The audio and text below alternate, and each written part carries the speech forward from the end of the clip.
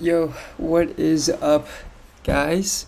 Welcome to day 31 of intelligence maxing. So it's been a full it's been a full month now, and we did it. We were able to stream for a full month. I am very tired right now. I haven't been getting much sleep, so I think I'll have to see. I think I'll have to see whether or not I can focus and actually think straight. Right now, I probably won't be able to. But let's just get right into it. So, I'm going to work on one of the projects I have for class, and pretty much this is just an exercise going through some finance theory. Let's take a look. Joe has been appointed managing director at Pastoli. Premium Bakery in Vienna. As a director, Joe has been anxious to make a mark in the company. The business was operating well with increasing market shares, but Joe felt the company's current all-equity financial policies were overly conservative. Joe felt that restructuring the balance sheet would create sustained value for Pastoli's owners. Joe's restructuring proposal involved raising $5 million in cash by issuing new debts at the prevailing 4% risk-free rate and using the cash to repurchase company shares. Yes, that is true. Lenders are willing to lend to Pastoli at a risk-free rate.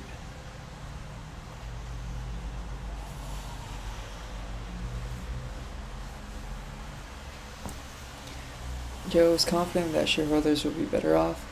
Not only will they receive $500 million in cash, but Joe expected that the share price would rise.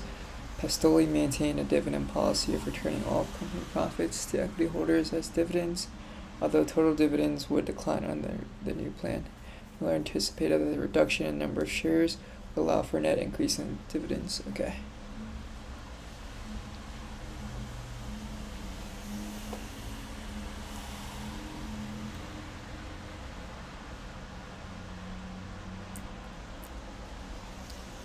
So as reported, as is,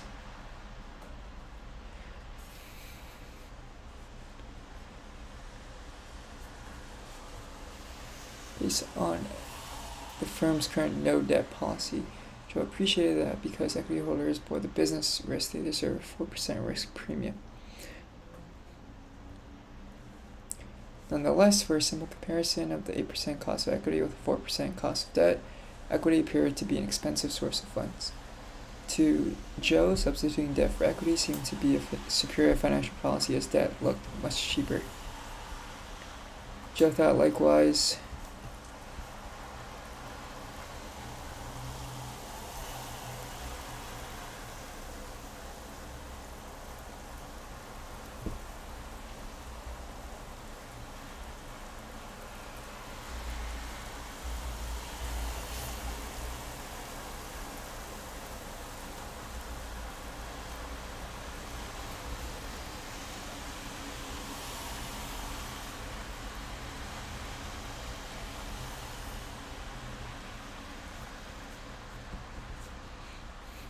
Was responsible.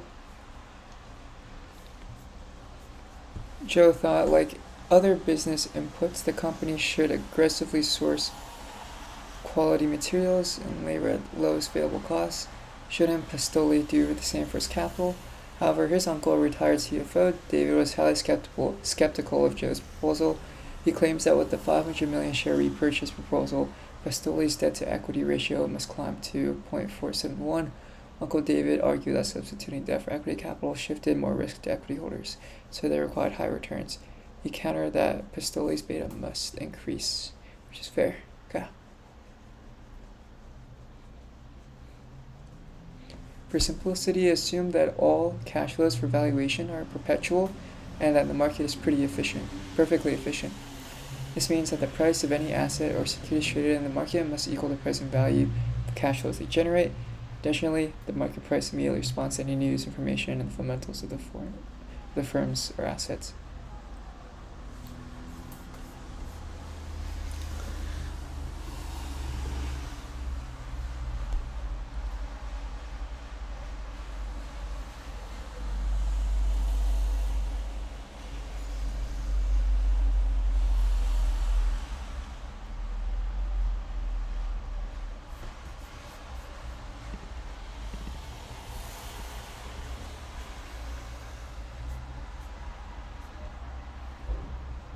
Okay, let's write down what we have, right?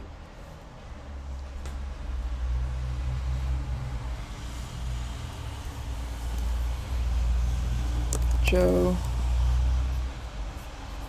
Okay, so let's say we have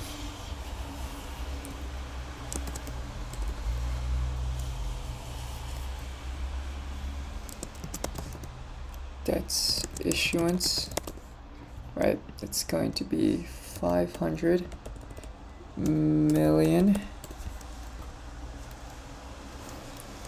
Risk-free rates 4%.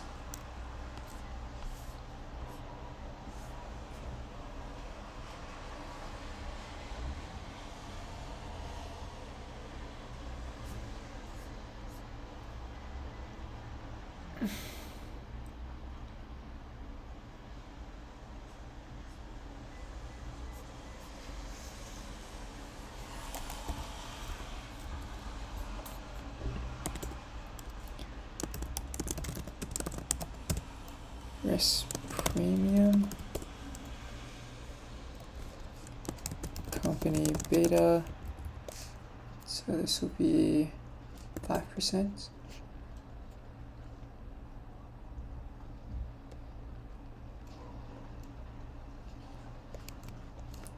0.8. So return on equity. So cost of equity is equal to 4.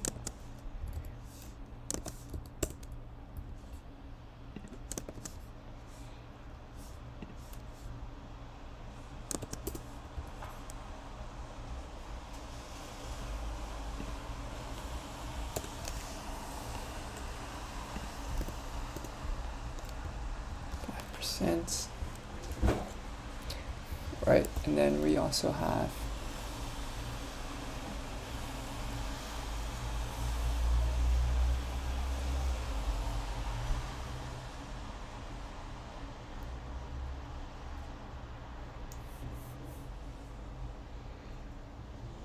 as equity holders bore the business risk, they reserve a 4% risk premium. Nevertheless, simple comparison of the 8% cost of equity.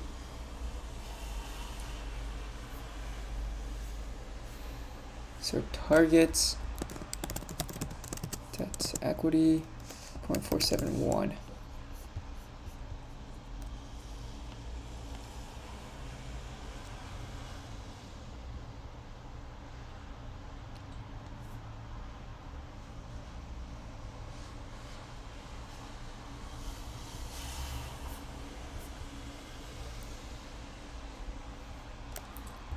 Okay, so income statements.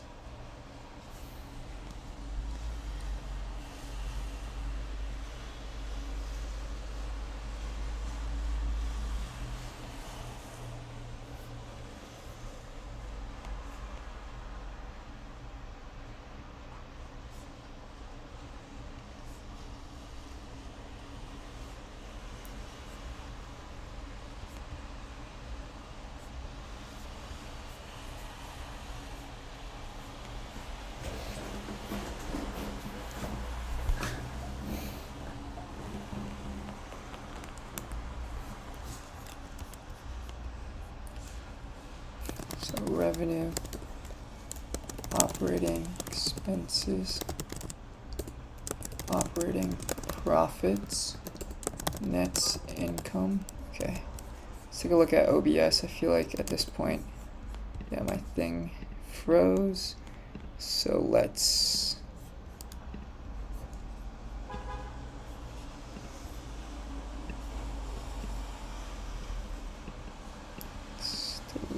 bring this back over. Okay, here we go.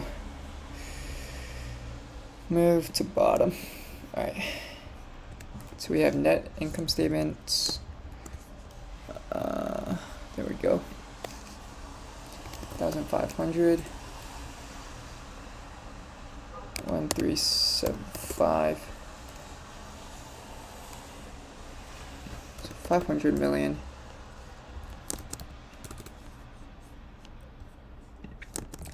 In millions.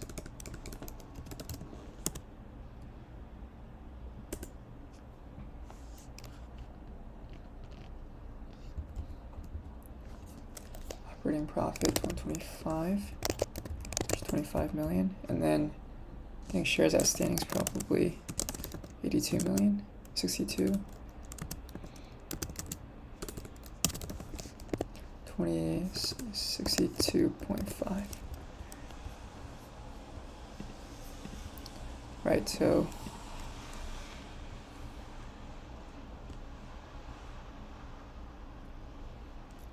we have dividends is equal to net income, and then we also have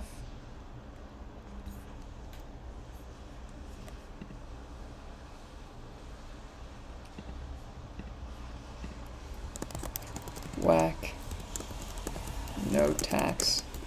So this is 8%,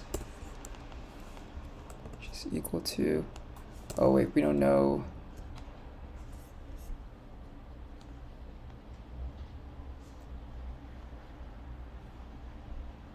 Oh, right, we could take, we don't need the WACC, we need the cost of equity. So dividends divided by the cost of equity. I don't need this.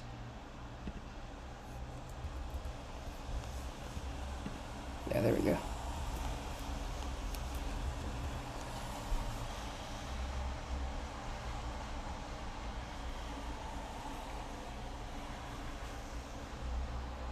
So this is the present value of all of the future dividends that's going to receive to perpetuity. Ooh.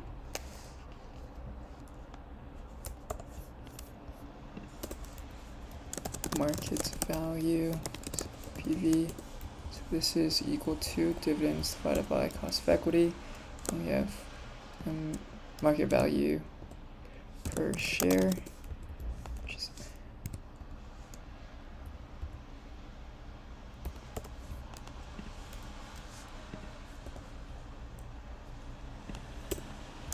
$25.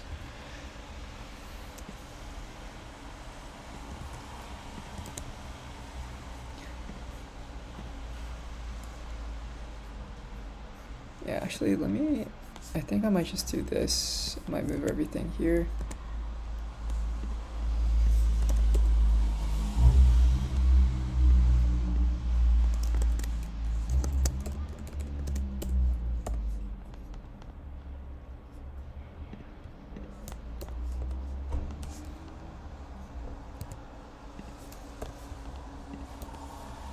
Divided by shares outstanding. Nice, okay.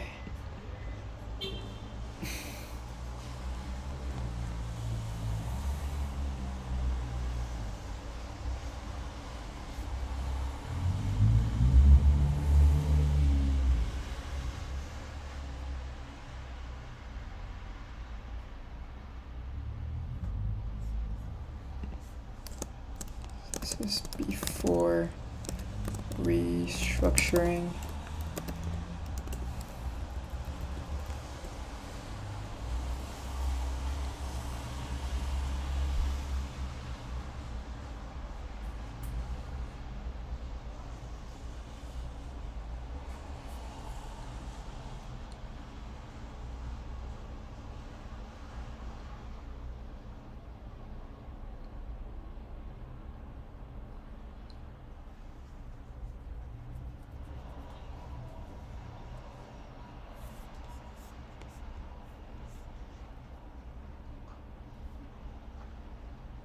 Oh, right, so the weighted average cost of capital and for the firm at first is just 8% because all it is, it's the cost of equity. So after restructuring,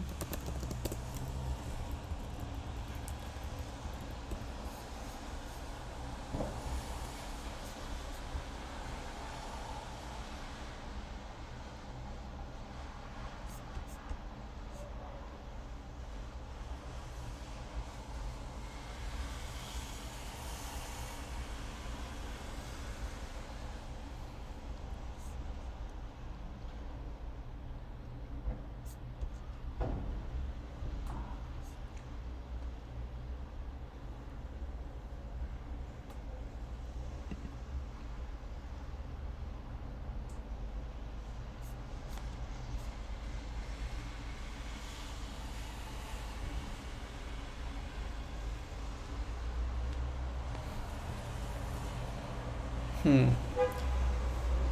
so there is one interesting idea. So after restructuring, you have this interest cost, interest expense, total debt, and then we also have interest on debts, interest rates on debts, and then we also have, I believe, the interest expense 500 which equals 420. Net income is equal to net income minus 20, and then so net income is equal to 105, and then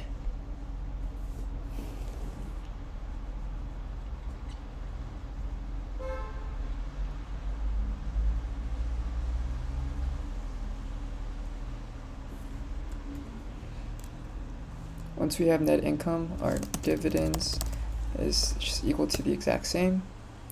So now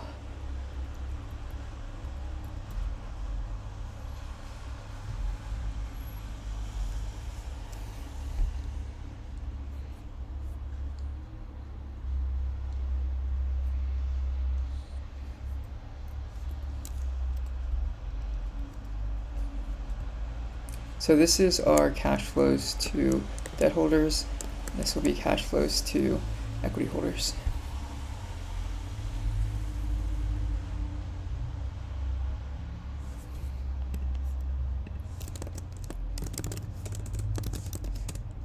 Debt holders, cash flow to equity holders. Per share dividends after restructuring. Does it increase after restructuring? So how many shares can be purchased via restructuring?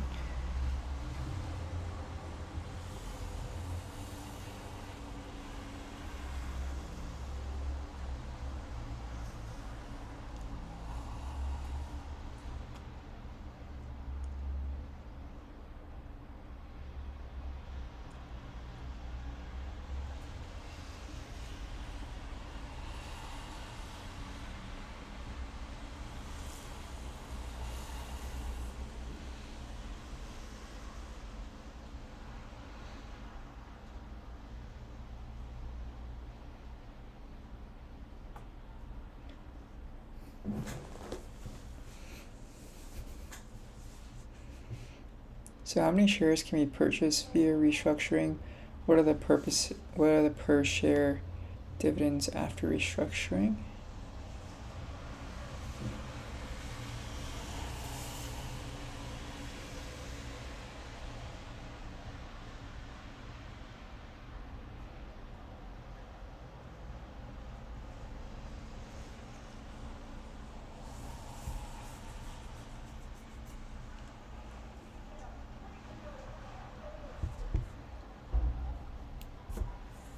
Let's say, so we have market value per share before structure.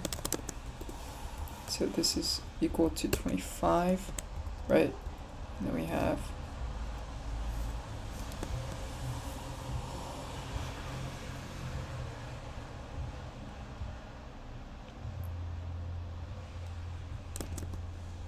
number of shares.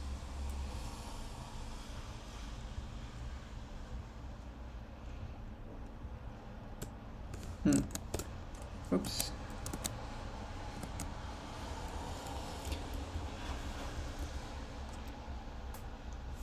Total shares purchased. So this is equal to 500 times 1 million divided by 25.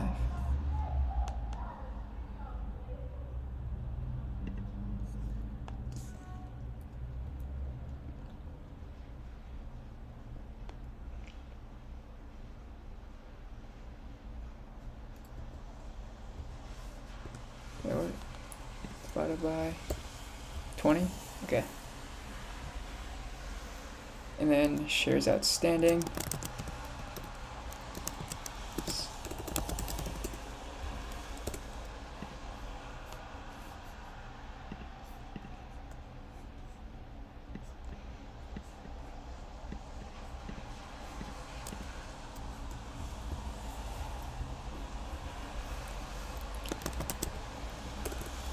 Remaining shares outstanding, which is equal to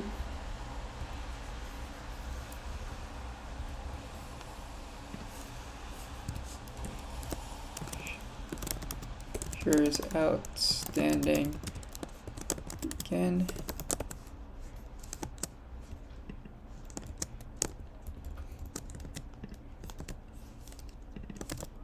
and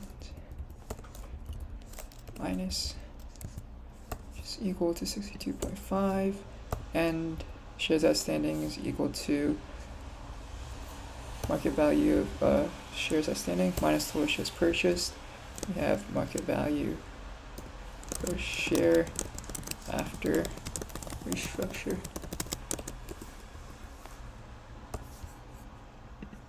divided by shares outstanding.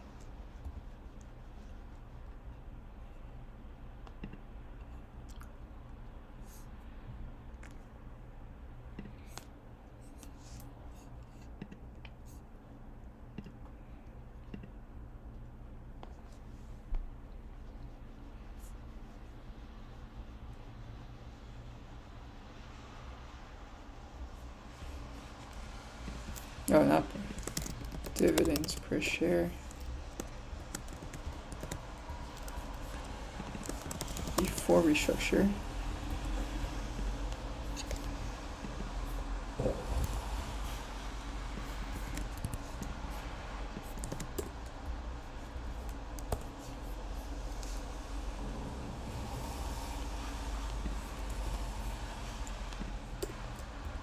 So it does increase, the dividends per share does increase.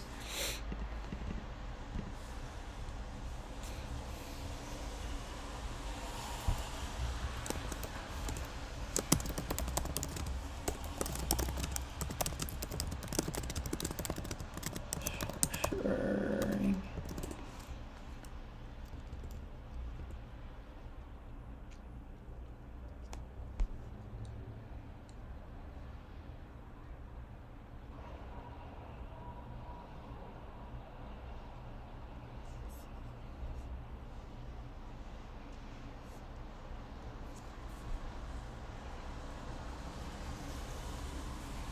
So unlevered beta is equal to 0.8.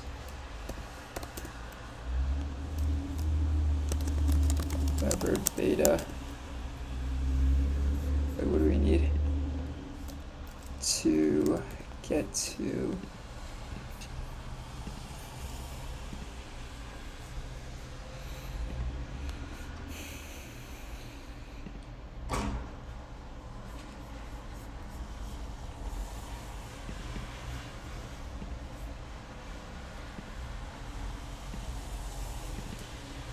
I think we can take the unlevered beta and then we multiply by 1 plus the risk-free rate. Maybe also some weight.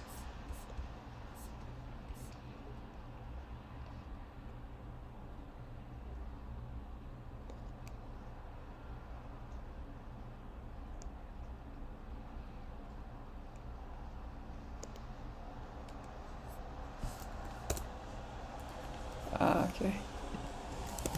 Debt to equity.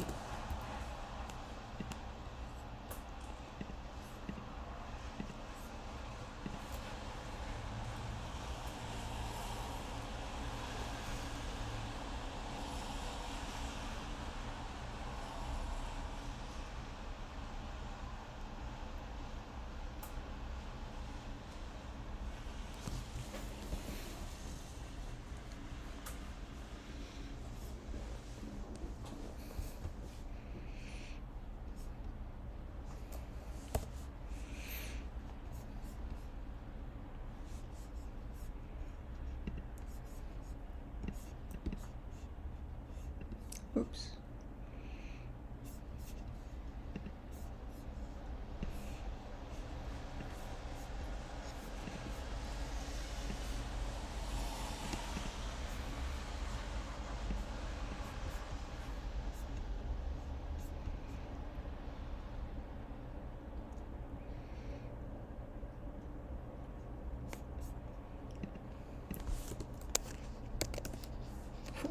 .4 0.471.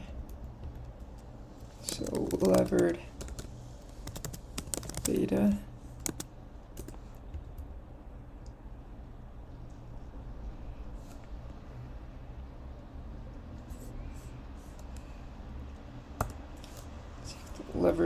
unlevered beta times 1 plus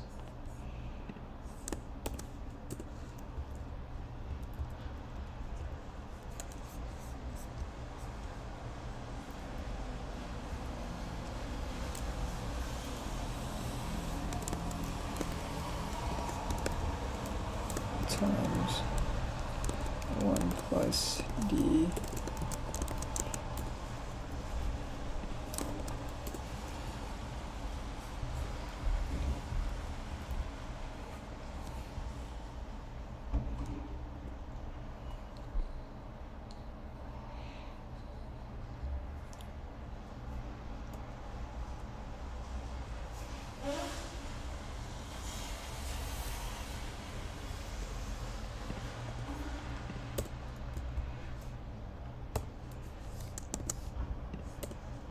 $500. So this is the book value of equity from the debt to equity ratio.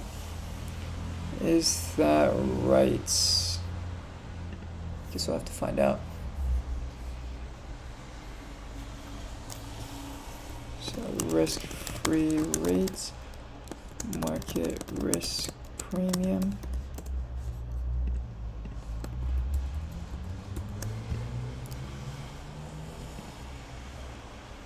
So it's down. Oops. Okay, so this is question 5.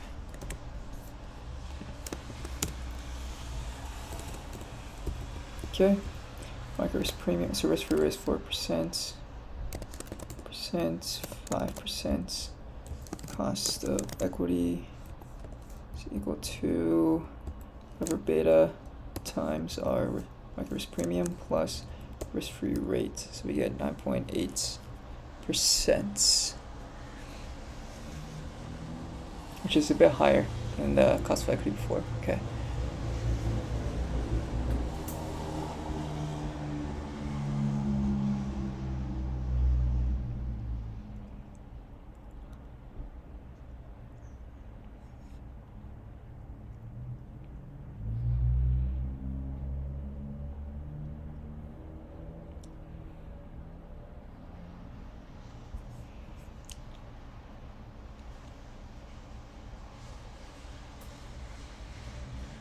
Okay, so I think the debt value is just 500 because the debt has the same exact coupon or interest as the risk-free rate. So it's at par, I believe. We could double check. I think empirically, if we take 500 times 0.04 divided by 0.04, right? So that's just 500. 0.04 cancels out. Okay. Question 6. So market's value of debts.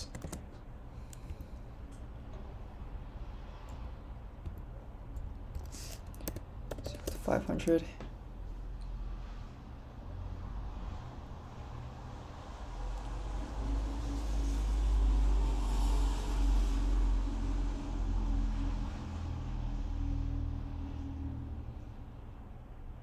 Oh, but I guess, but there's also principal payment.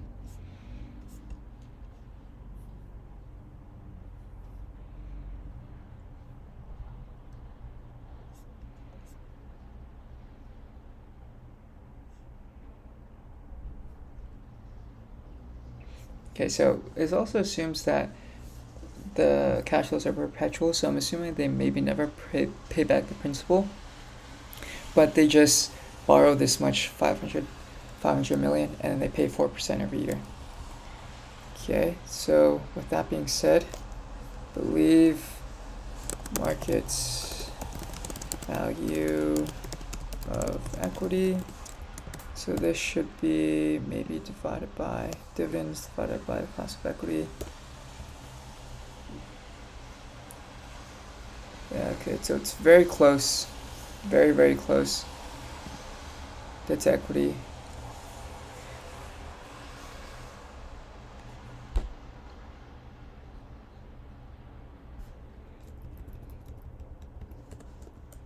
I think divided by equity.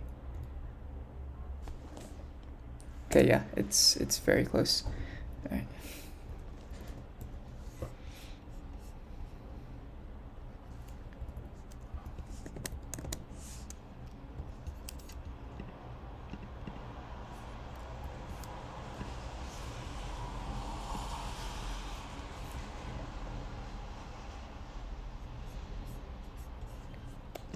Okay. Cost of equity.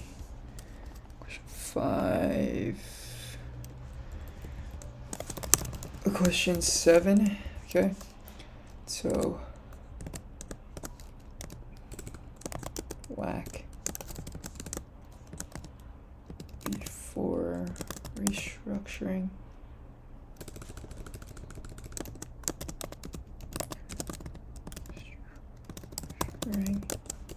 So this is equal to just our cost of equity, and then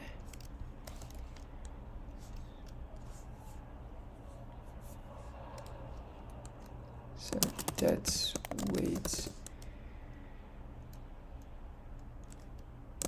market weight, equity weight. Let's actually do cost of debt, equity weight, cost of equity, and then we will move this over.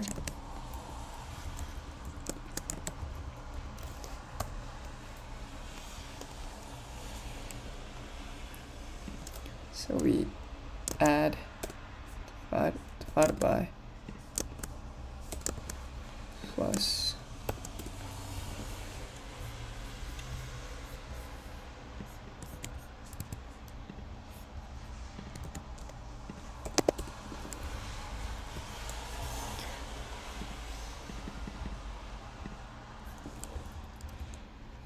right, so these do add up to 1, which is good.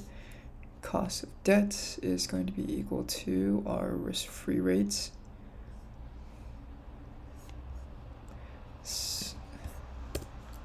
Cost of equity is going to be equal to this. And now we have WACC do after restructuring, which is going to be, this is going to be times plus 4%. Oops. Shoot. Okay. So this is actually equal to the debt weight times the cost of debt plus the equity weight times the cost of equity. There we go.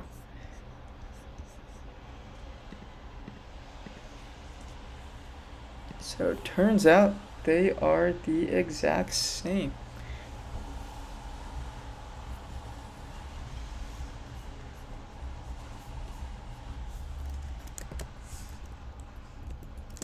Difference.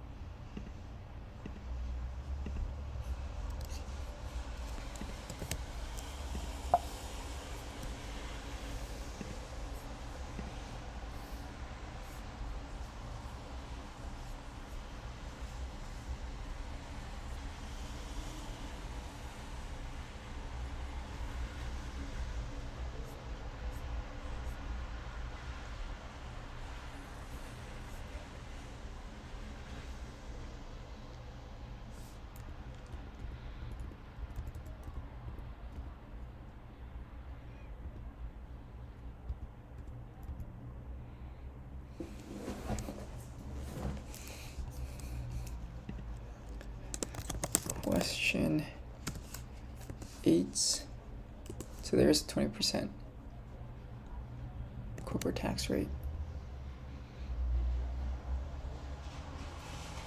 For restructuring, what is the market value of equity?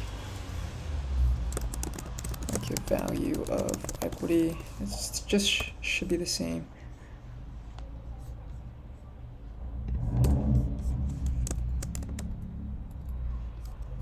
Alright.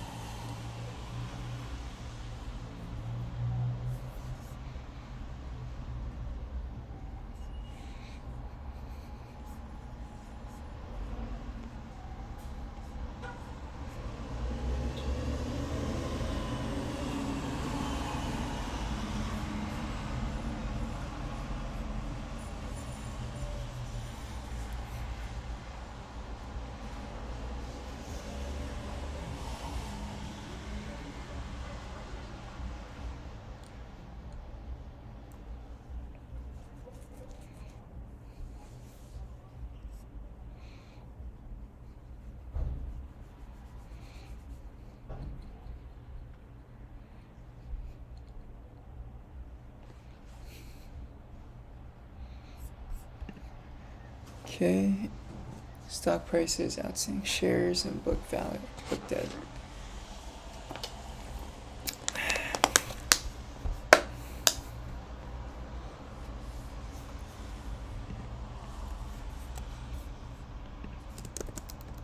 It's the same. Okay, so question 9. So David asserted that Pistoli's market value will increase by 100 million. This equals 20% times 500 million, because debt will create tax shields. All traders in the market know this fact as well.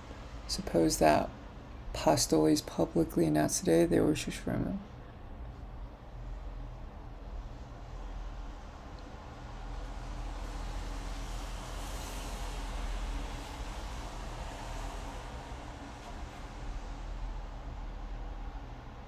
Oh, wait. Never mind, it's not the same.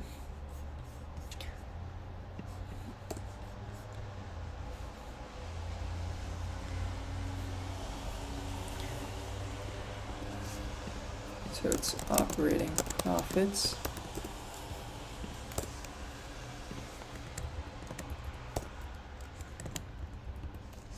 So this is equal to 125. Let's just put it in actually. And then tax rates 20%, tax expense is equal to 125 times net income. So this is equal to it's equal to 125 minus 25. Question 9. Alright.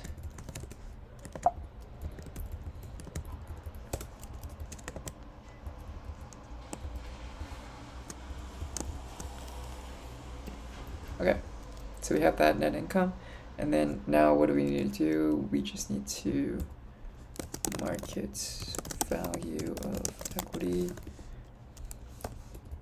divided by cost of equity. Cost of equity, market value of equity. So it's 8%. Which is less, should be less. Okay.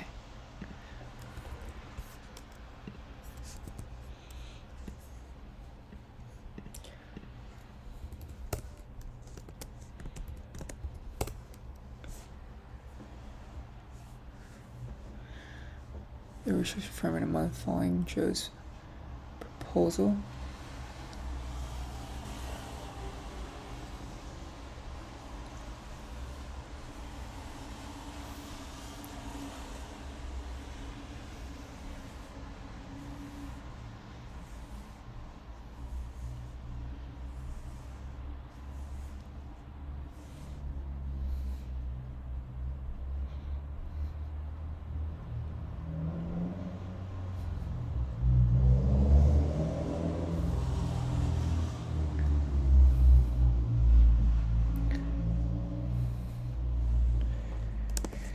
So market value of equity per share, right? Oops. Shares outstanding. I think it's 62.5. Market value per share. $20. Alright. And then total shares purchase, which is equal to total debts 500. Total shares purchased is equal to divided by, so it's the same amount actually.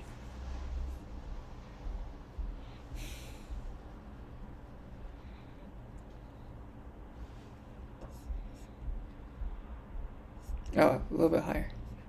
Okay.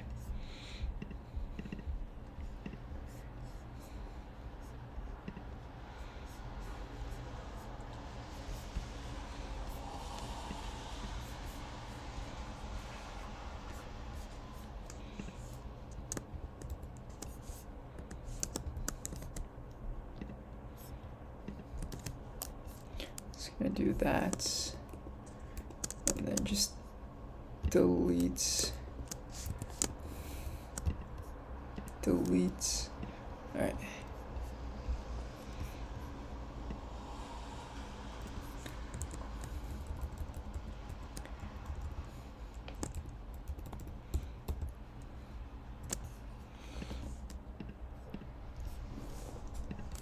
So data.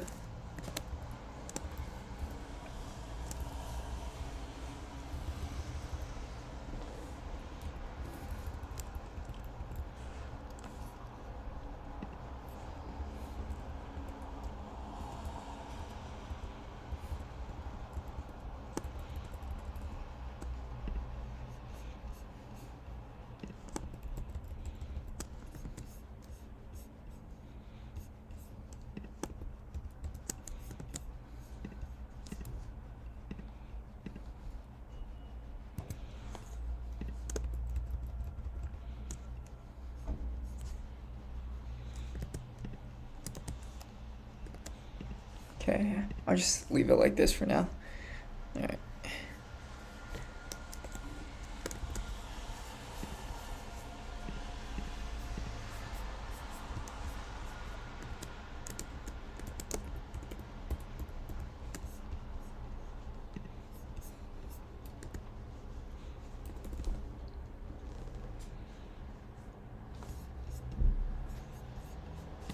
WRDS.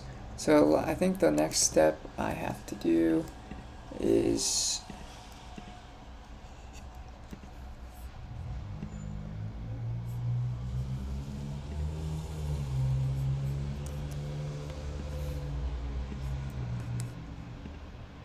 Smith BMGT for 40. Okay, last thing I need to do, I need to download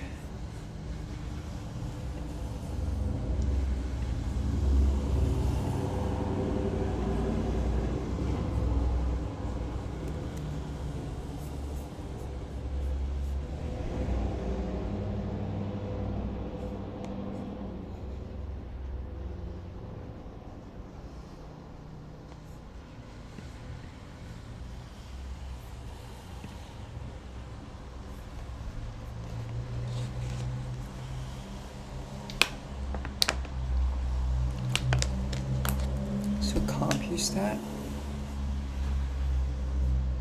fundamentals annual.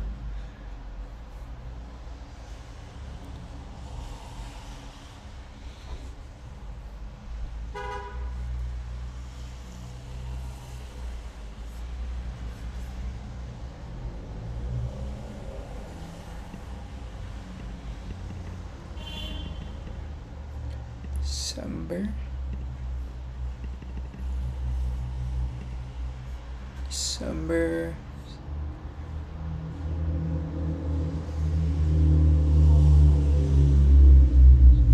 2020.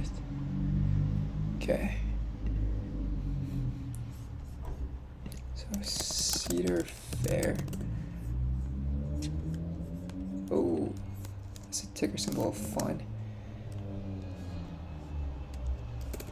Cedar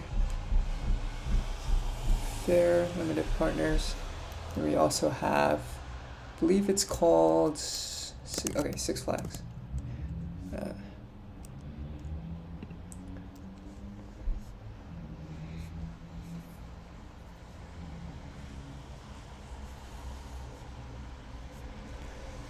Data items.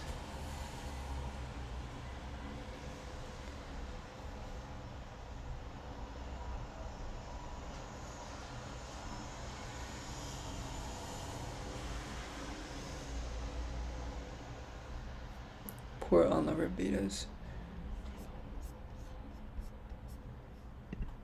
Identifying company name, ticker symbol.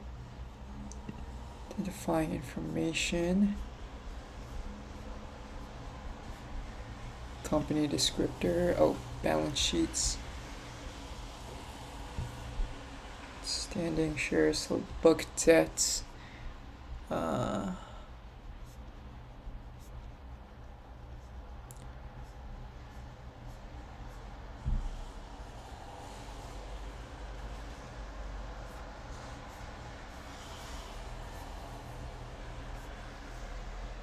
Contingent liabilities, commercial papers, debt, capital lease obligations, convertible debt, preferred stock, consolidated. So I'm gonna add all of the debts.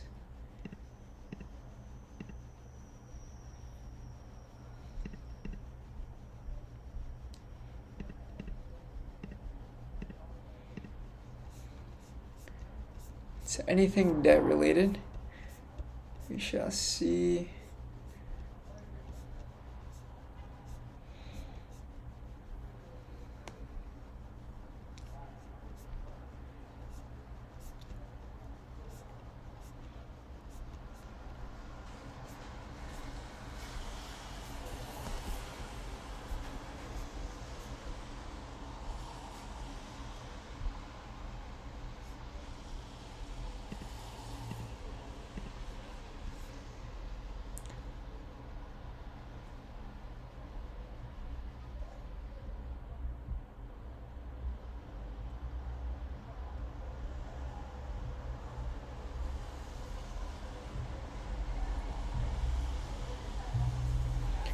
Oh, we also need the outstanding shares.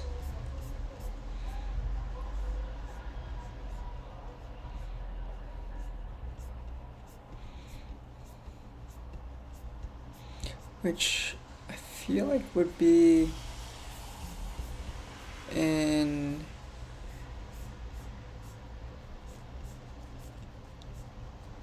the income statement, no? Weighted average shares outstanding, usually that's something in earnings per share diluted.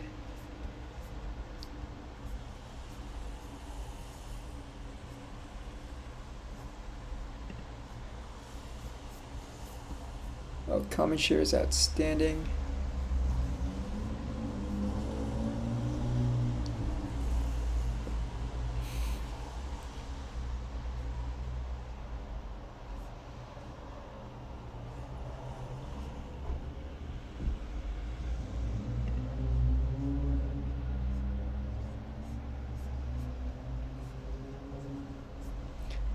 Okay, let's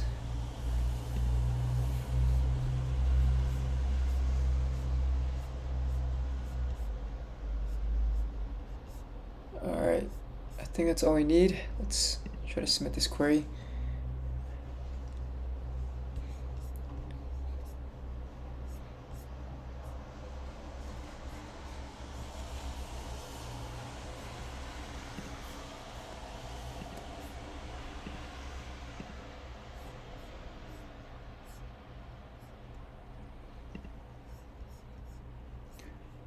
Okay, .csv.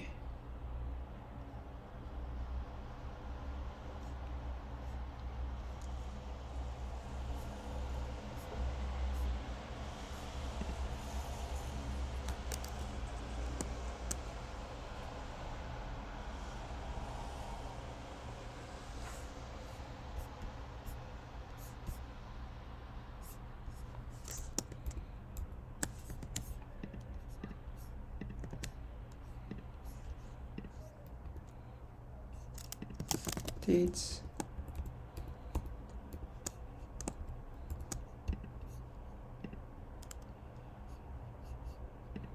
Left. Okay, delete this.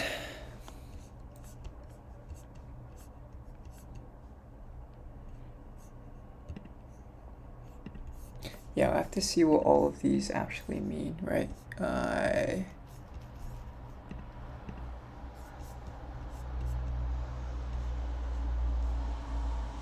Capitalized lease obligations.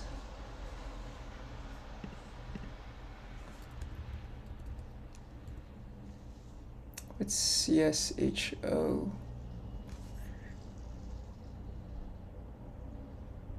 Not too sure.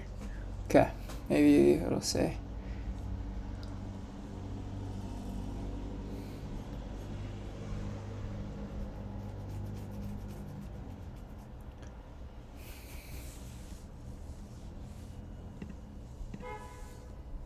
So debt debentures, so debt senior convertible.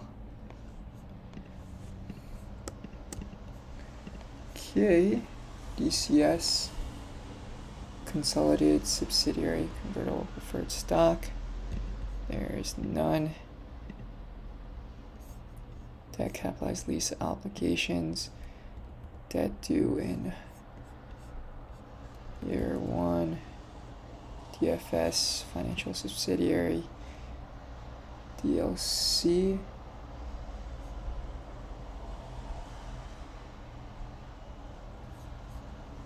Okay, so this is the same. Do not want to copy that.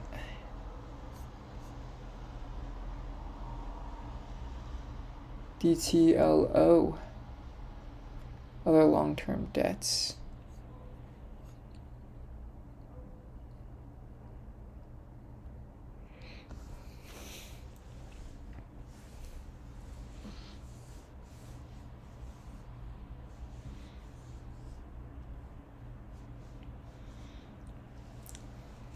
TTLP tied to prime, subordinated, long-term debt total, okay. And then debt mortgages, security, and other secured debts, notes, co-stats. Oh, common shares outstanding, okay. That's what that is. Credit status, maybe? Okay, so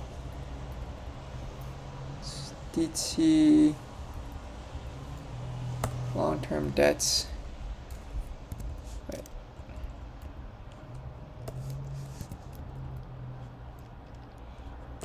Some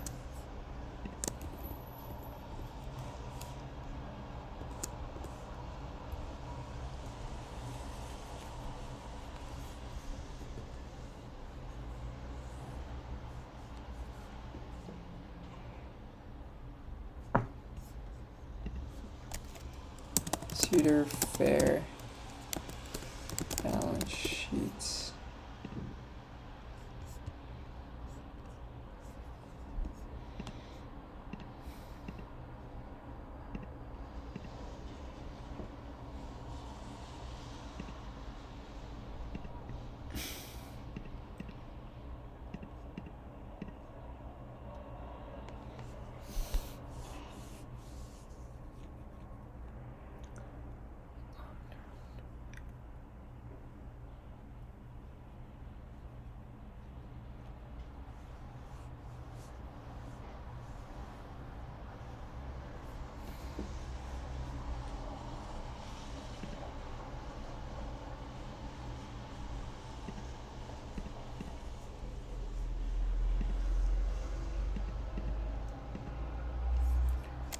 Okay, we have Six Flags annual report.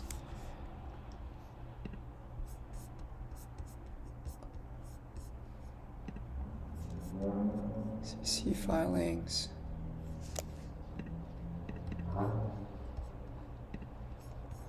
$20.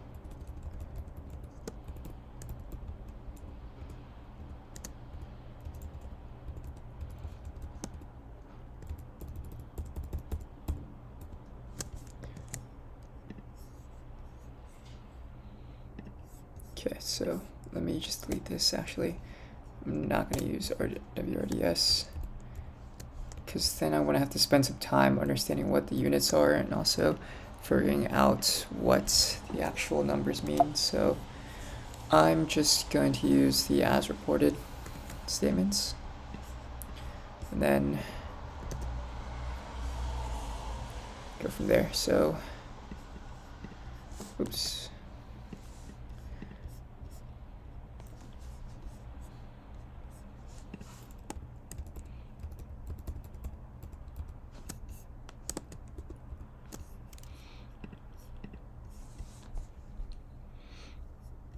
Alright, and then Cedar Fair should also have Cedar Fair balance, Cedar Fair annual report.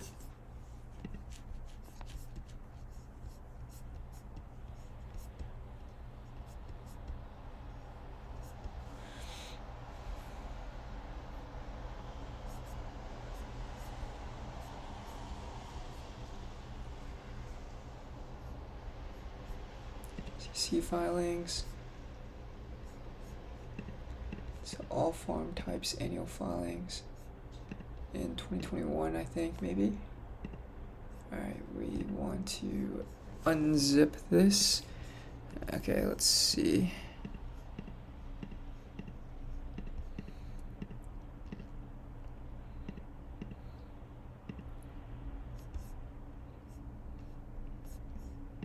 Cedar Fair. Alright, in thousands.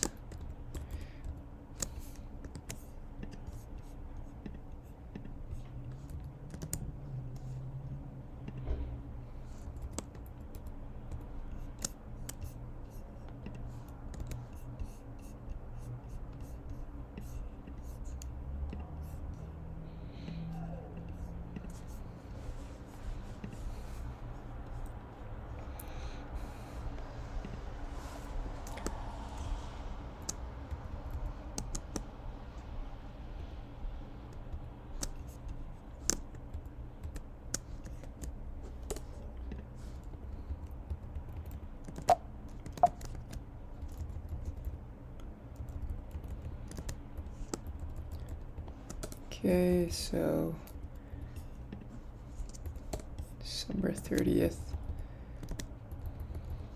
2020. All right, I think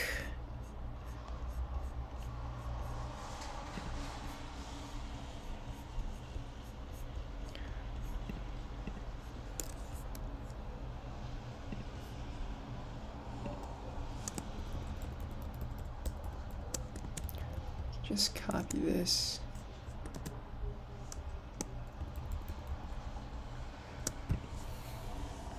Delete, shift up.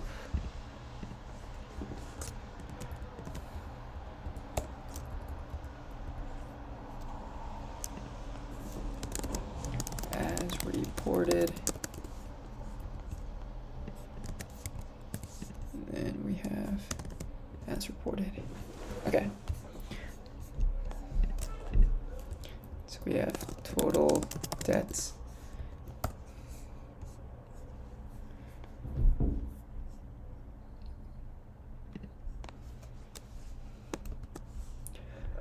Plus long-term lease liability.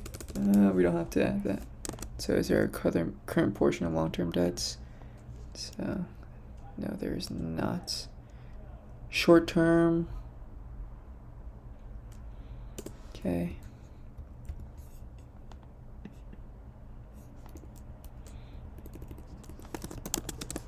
Debts.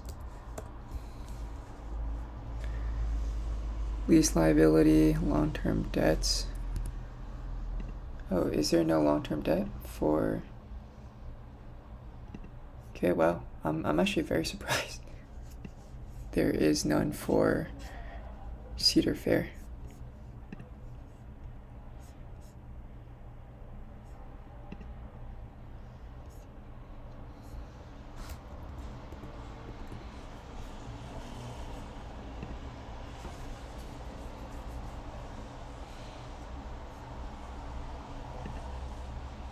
So they had about 7 million in long-term debt. They just pay that shit off. Accounts payable, accrued interest, accrued liability, maybe lease liability.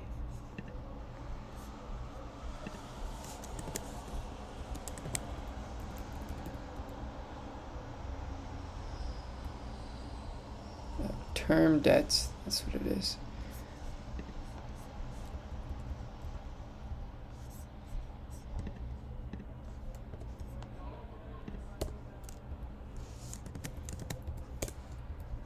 Oops. Okay, there we go.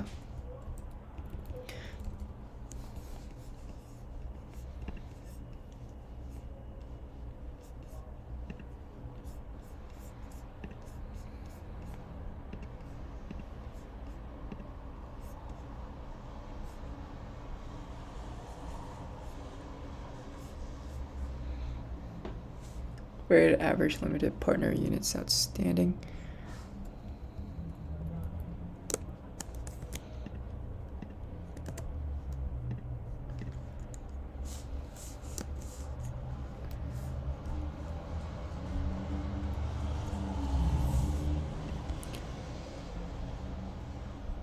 Okay, and then I believe we need one more, which is,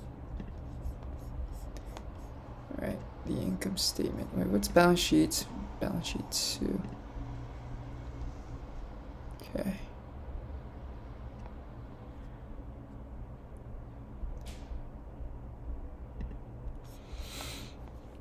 Income statements, there are weighted average common shares outstanding.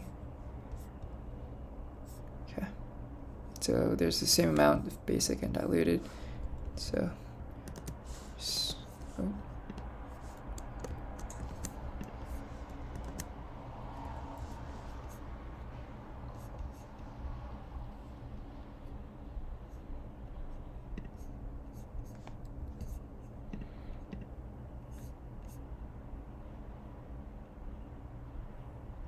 So there's, yeah, these are all in thousands. Okay.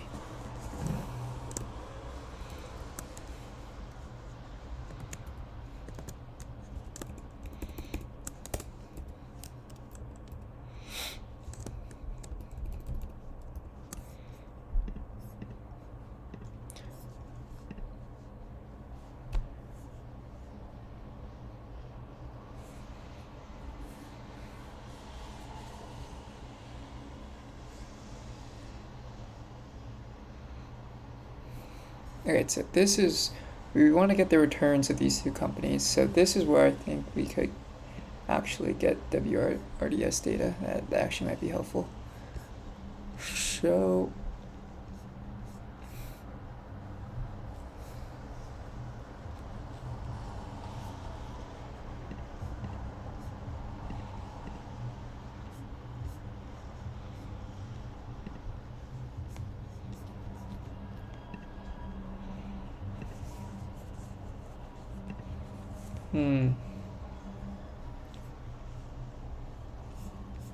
Compy stats. WRDS. There's also, is there CRISP?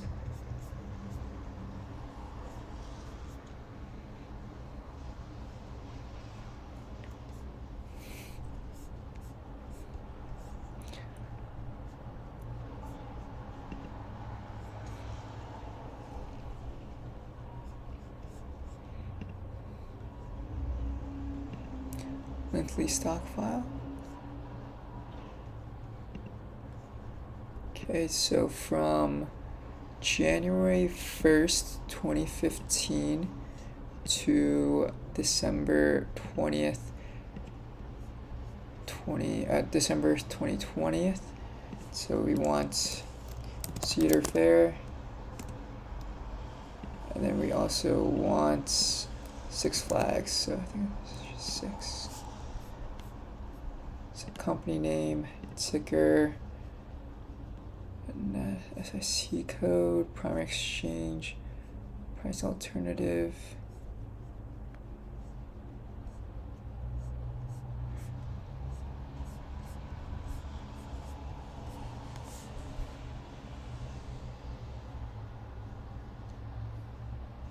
Returns, I think, maybe.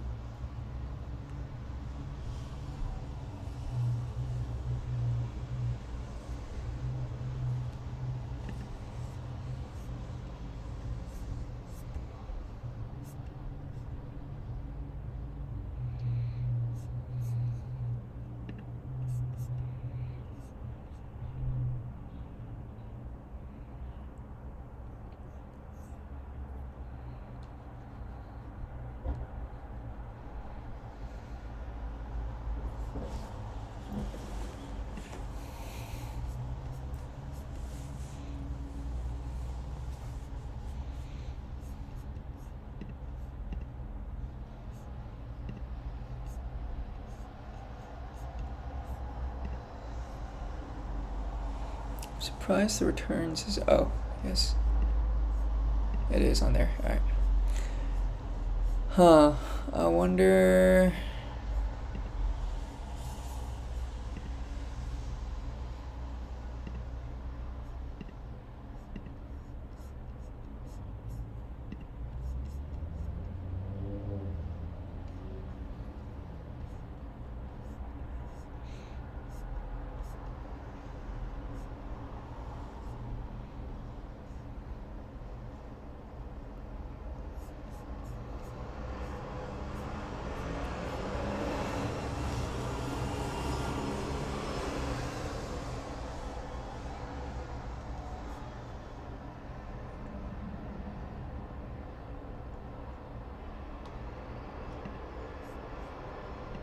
Oh, shoot.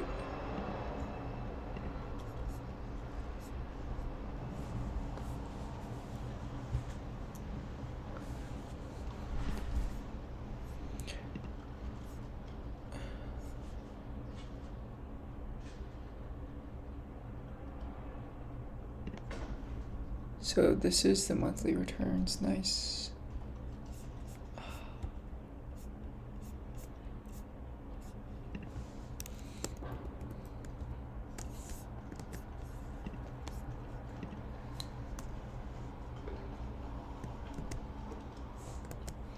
Oh my god, oh my god, oh my god, oh my god, oh my god, oh my god.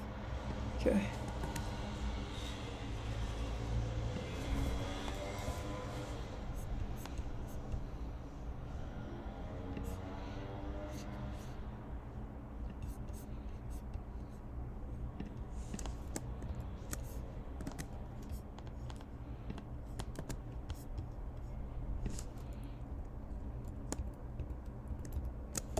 Delete all this shit.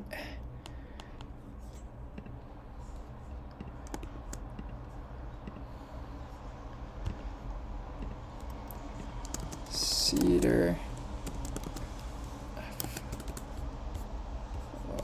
What is it called? Cedar Fair, Cedar Fair. And then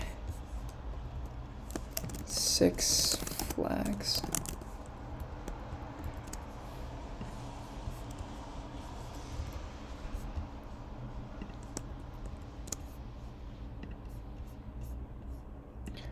Okay.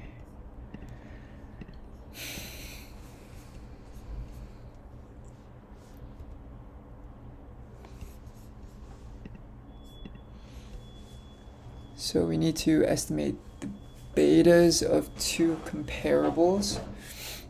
Use monthly returns.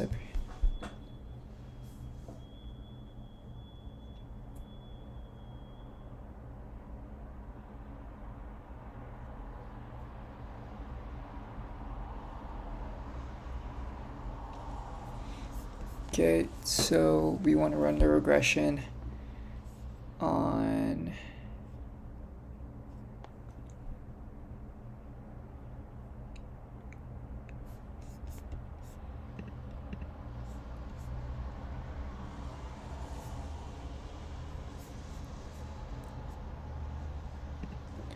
okay, so we need to run the regression.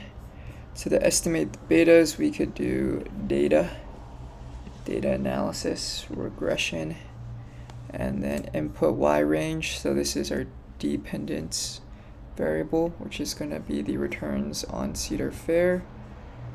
Okay, and then we take the input x range, which is going to be the market risk premium.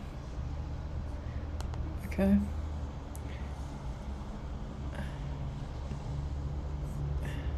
Alright, so this is Cedar Fair regression. Alright.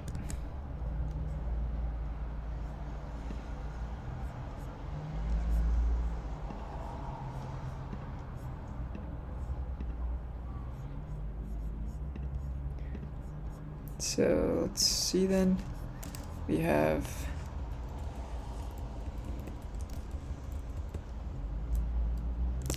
betas Cedar Fair is equal to, and then right, 6 flags. Data analysis, regression. So input y range.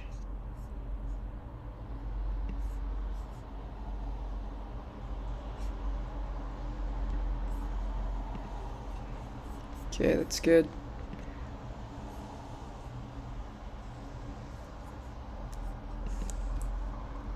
This is 6 flags regression.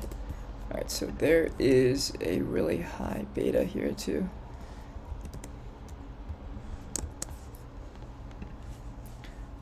Alright, no borders. And we want to fill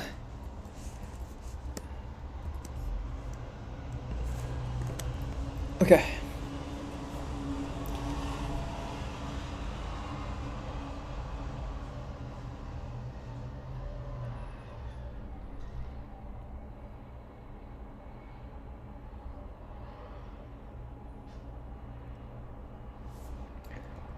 Betas, so this will be question B.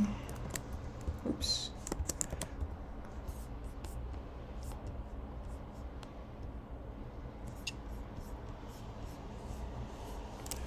You know what, let me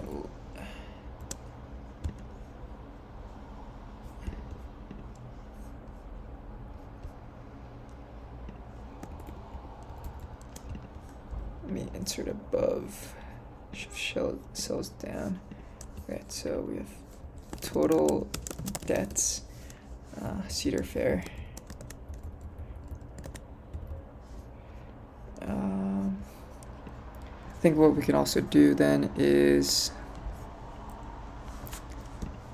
let's take this and then shares outstanding.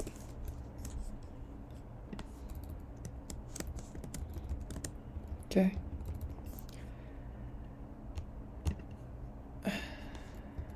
So question B, this will be question A. Question B.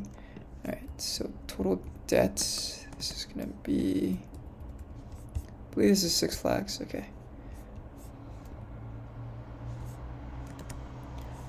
Nope, this is not the right. Oh.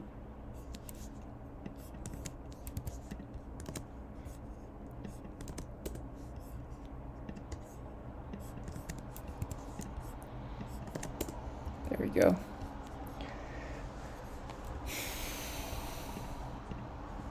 Okay, Cedar Fair.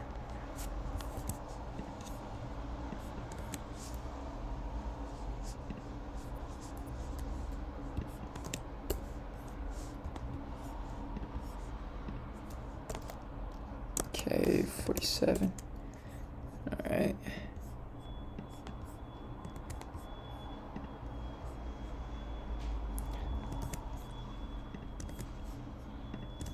Okay. Question B. Now we have question C. So market value of equity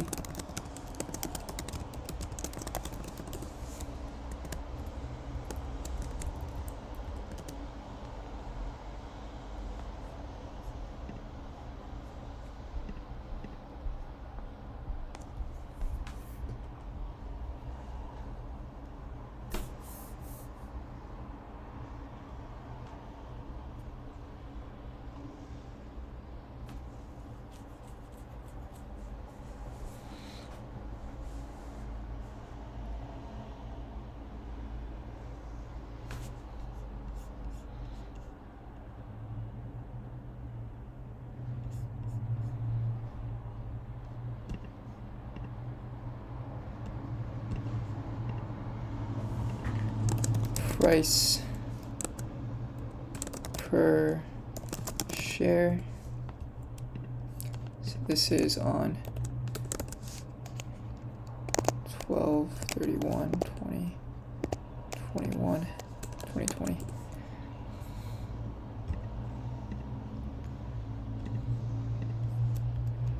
Okay, so you have Cedar Fair, Six Flags. Let's see, just look it up. Cedar Fair stock.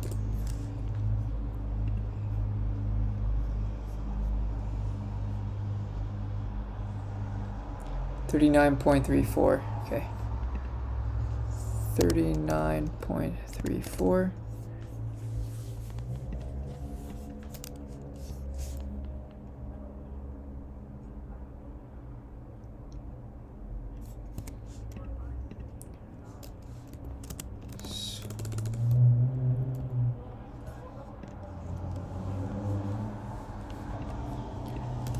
Sources. Company filings. Sources. Yahoo Finance. Google Finance. Google Finance.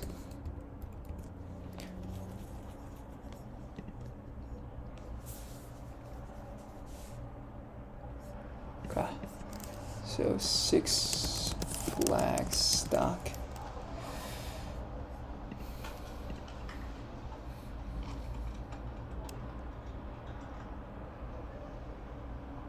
$34.10. Okay.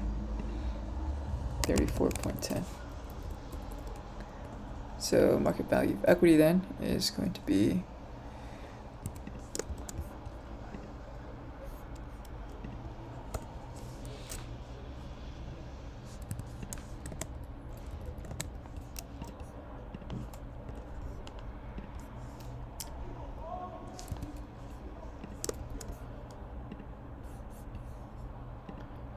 just trying to get the formatting consistent here. Okay, so Cedar Fair, we take the shares outstanding, multiply by the share price, that should be our market cap. Six Flags times shares outstanding. Oops, why is this not? There we go. Alright, let's just delete that. So it's about 2 billion.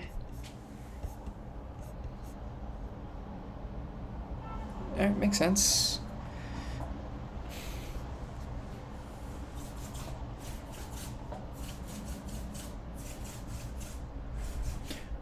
Right, that makes sense, kind of. Yeah.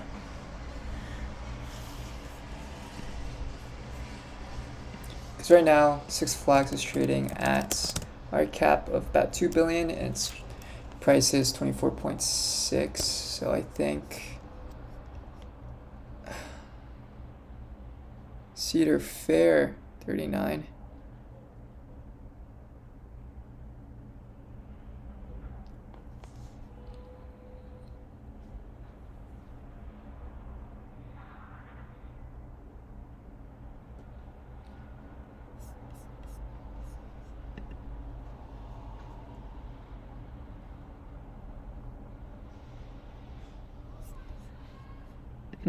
So Cedar Fair, surprisingly, is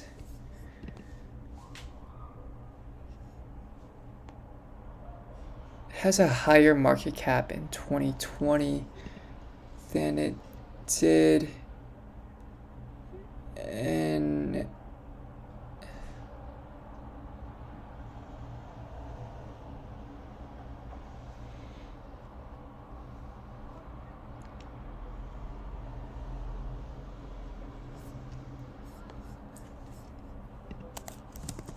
did it issue more? Cedar Fair shares outstanding.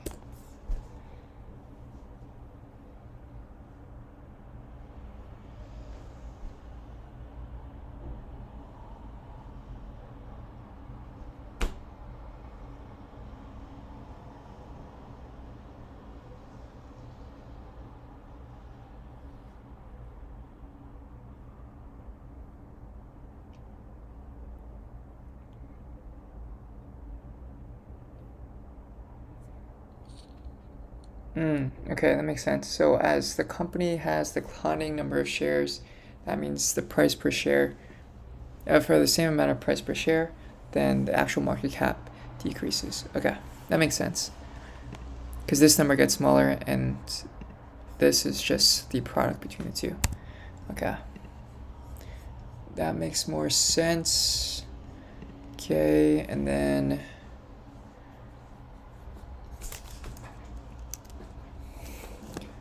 debt to equity.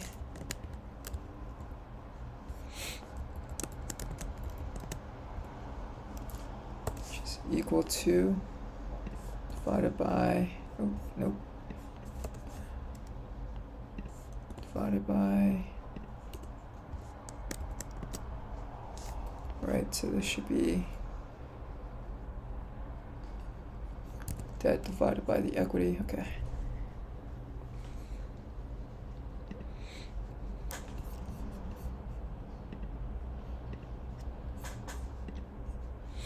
Reports unlevered betas of the two comparables.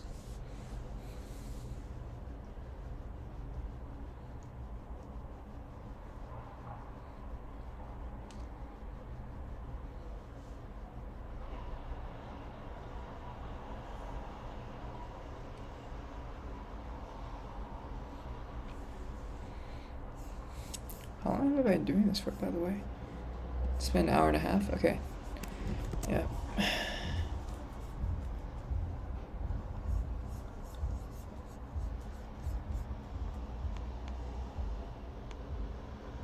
Alright, unlevered betas of the two comparables. Question D.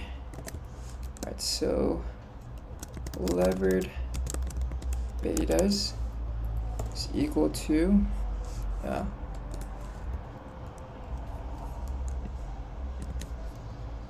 so we've computed them already, and now we have to get the debt to equity.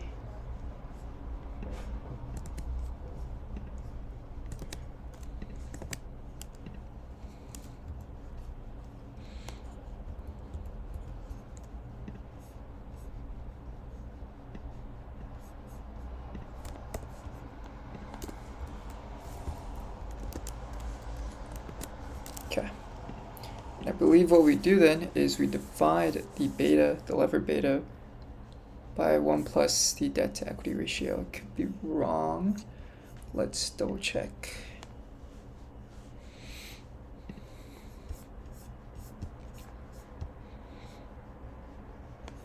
Okay. That is the right way. So unlevered betas. So this is equal to, so this is debt to equity. So we have the old beta old, which is our levered beta, and then we divide that by 1 plus the old debt to equity ratio. Okay. We have the same thing.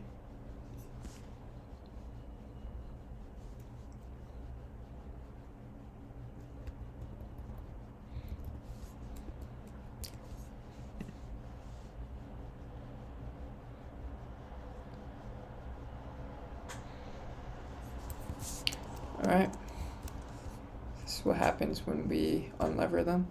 So these betas are actually a lot closer to what the industry, I guess these are the industry type betas, right?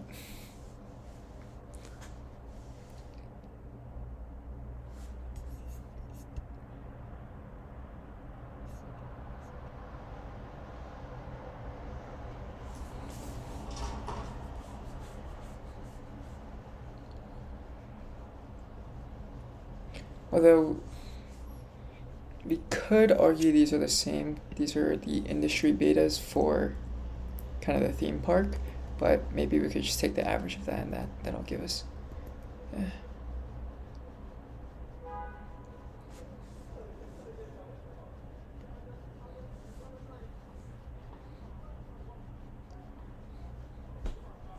Cost of equity.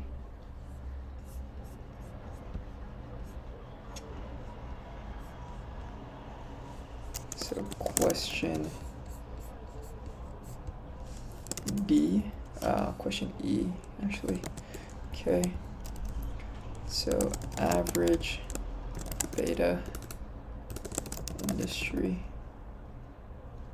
beta. So average. Okay, so they have equal weights.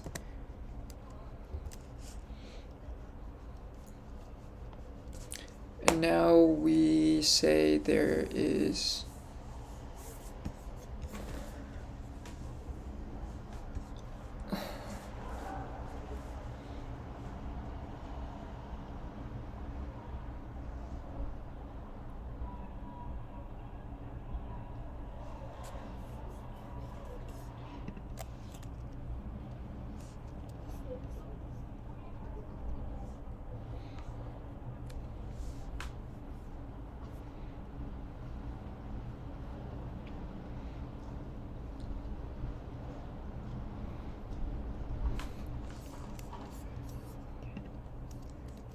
risk-free rates. So risk-free rates is equal to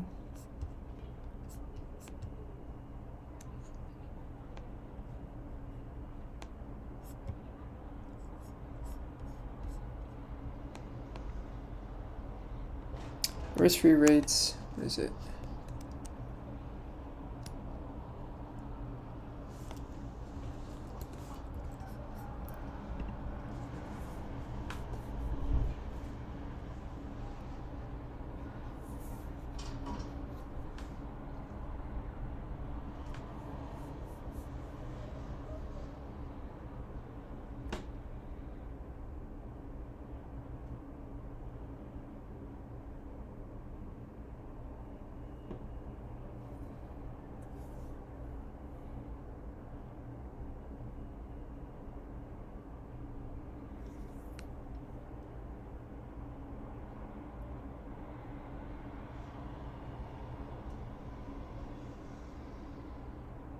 Ten-year T-bill rates.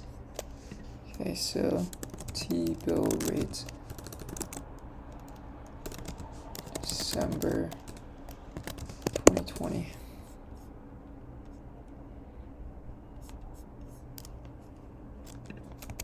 Ten-year Treasury notes.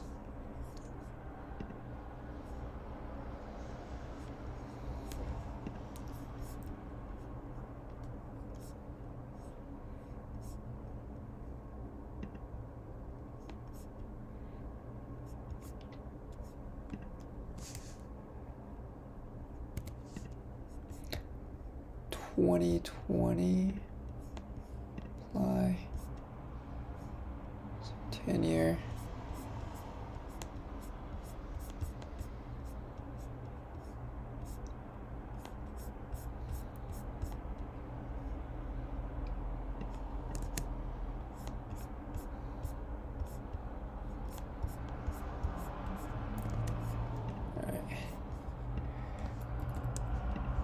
So risk-free rates 0.93.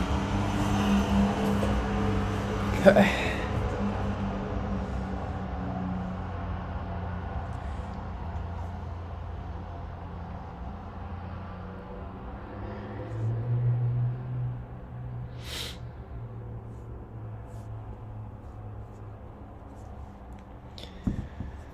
Alright, so risk-free rate of 0.93.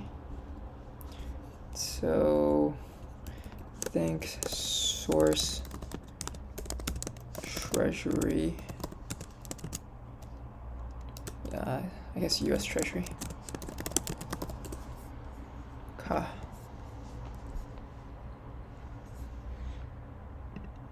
just realized you can't even see it that well. Alright. And then we have to relever our beta. So this is kind of the average industry beta, which is unlevered. Now we have to relever this. And so how do we actually go about doing that? It's a good ass question.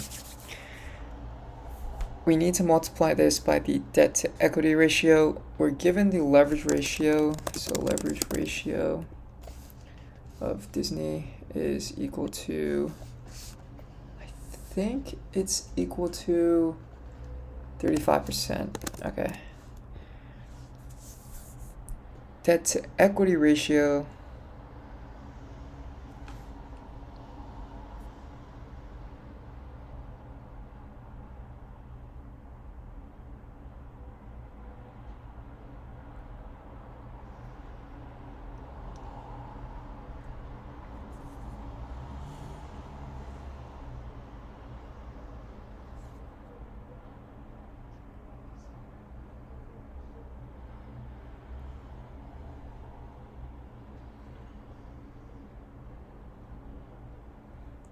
I think it has to do with the inverse again. I remember deriving it, but I forgot exactly what the final output is. So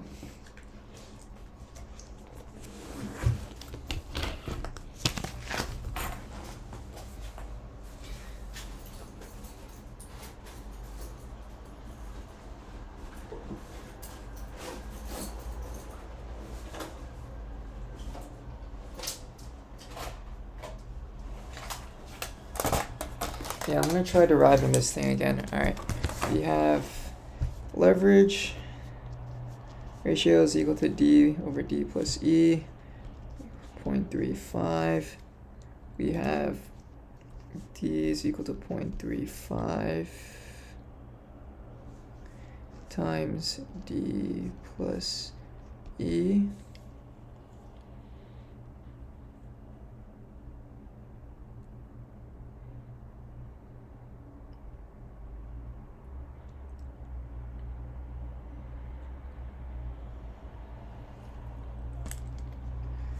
Or we could say this is 35 over 100.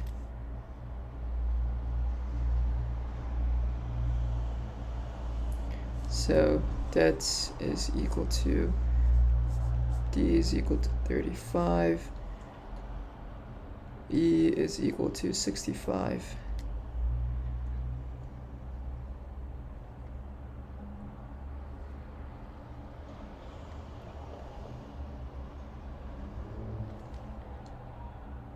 Okay. So then we have 35 over 65.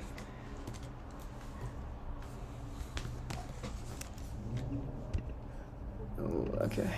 I think this should be good.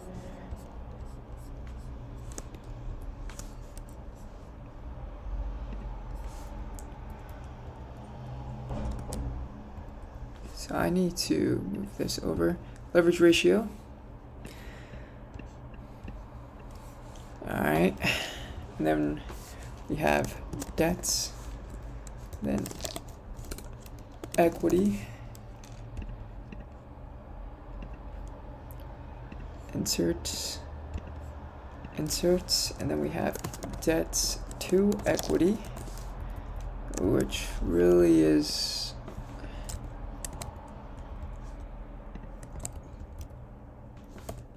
okay. We have 35%.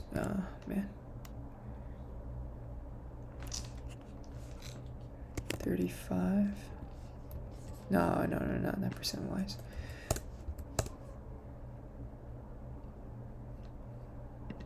35, 65,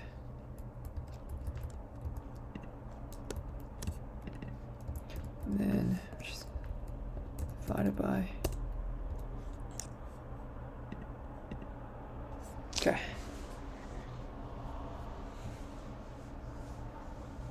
It's just the inverse. Right. It's very close to being the inverse. All right.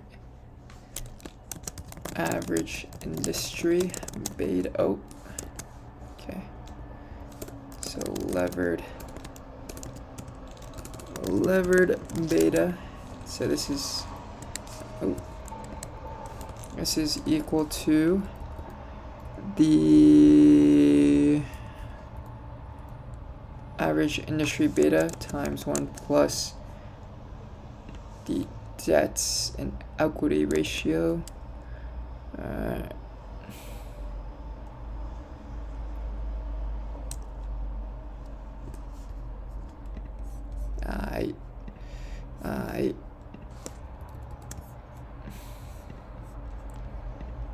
Okay, so this is important. This is important. Risk-free rates.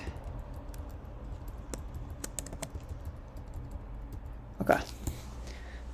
And then we have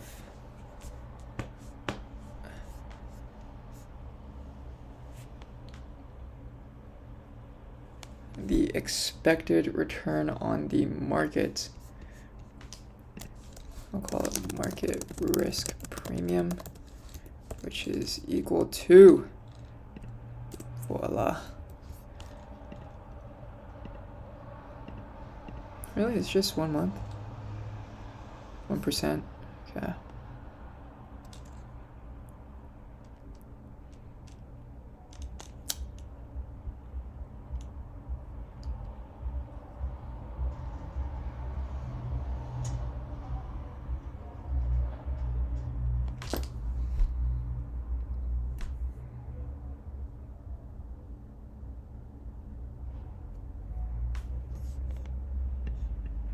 All right, so this is the monthly,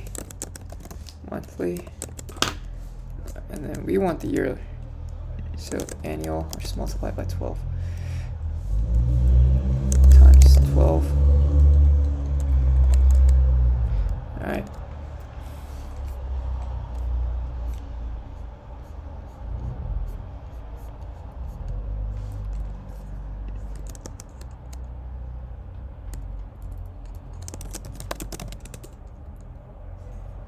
Yeah, so important thing is this is the average. All right, last thing then is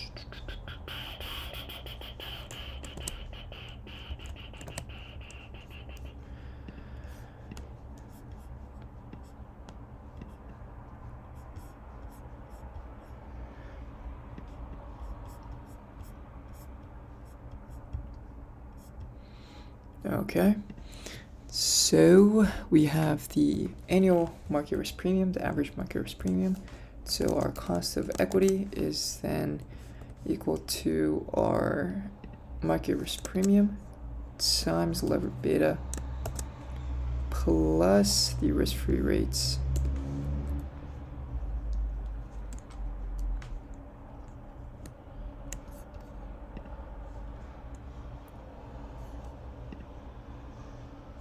Wait a minute.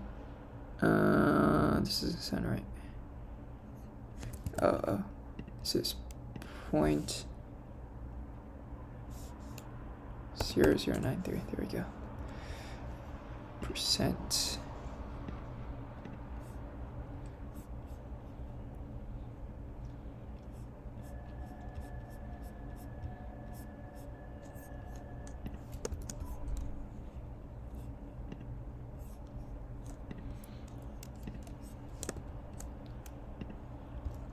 Cost of equity is 20%. All right. It's a lot.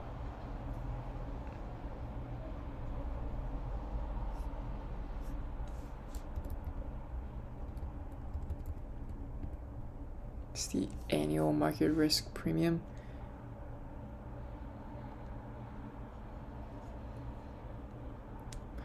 Okay, I guess because the risk-free rate is really low. Okay. Cost of equity is 20%.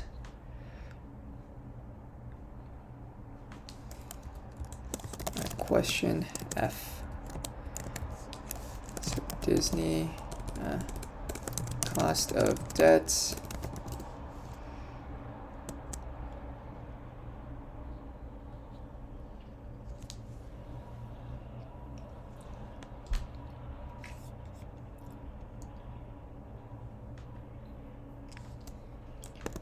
tax rates, leverage, debt weights,